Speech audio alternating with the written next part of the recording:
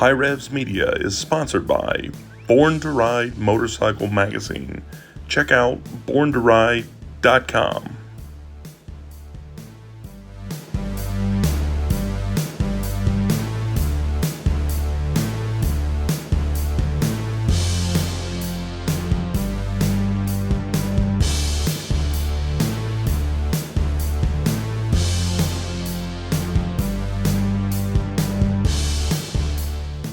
Alright guys, so we've got a Curt brake controller here, and there's your part number, and we have links in the description too. So this is perfect. This is just the simplest one they sell. It's just got a simple little LED display.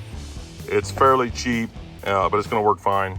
This is the part number of the Curt wiring that I needed, and this one is for around the same range as an 03 Tahoe, which fits a bunch of vehicles for GM, but that is it. And all of these come out with the same plug. It looks like no matter which model you buy, no matter how much money you spend, they are going to have the same plug, which is good, because when you buy the plug to adapt it to your vehicle, there's that same plug. And then this one is the one that fits, each vehicle. So, my assumption is they put just a different end on each one of these, and it's just those 4 wires, and they plug in whatever vehicle. So on a Tahoe, it's super simple, because this plug is right there under the dash, a little cover that you got to pop off. That will plug in, and then we plug the other side of this, and then mounting it up. I imagine the most time is going to take literally just mounting it up here. There's the mounting pieces and the screws that it comes with. So I'm just going to run these in. Looks like you've got some stub noses. Those are to go from here into that. And you've got some sharp pointy nose there. Those are going to be to actually screw in to the bottom of the dash. So I'm going to see if I think there's a bar of metal there, or a piece of plastic right at the bottom edge of the dashboard, just to get it off out of the way. You definitely don't want to make sure that you can get tangled up in it. So let's check that out. All right, guys, so I've decided I want it about right there, which I think is going to work. There is a nice metal bar under here to go off of. So what I'm going to do is hold this up here right where I want it, and then just mark it a couple spots in there with a pin, and then take a small drill bit, a little bit smaller than the size of the screws there, run those up in there.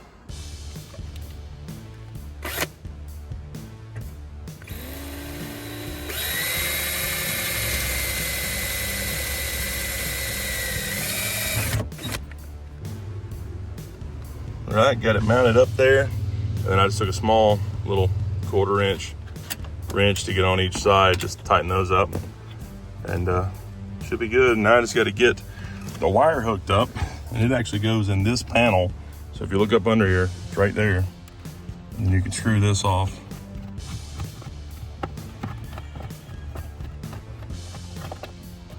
So that drops down. This is what the nut looks like. Real simple. And that will pop off of there. All right, and we want to plug it in this one right here, second one over. So it plugs right on there. We take the other end of our wire. Okay, it only goes one way. So should just be able to click it right on there.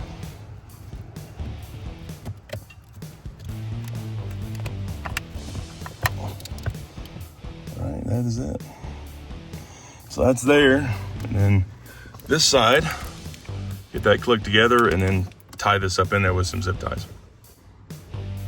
All right, guys, that's it.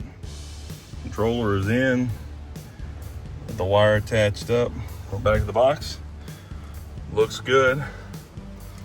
So take a key, turn it to on, and then you should see a light come on in here, just to show you that it does have power. Yep. There it goes. Sweet. All right, guys, you got the trailer brakes hooked up in the back, and now you can see that they're actually doing something based on the amount of brake control there. All right, guys, don't forget you can get $25 off of ceramic coating, the Armor Shield 9 from Avalon King, by putting Hirevz 25 in at checkout at avalonking.com.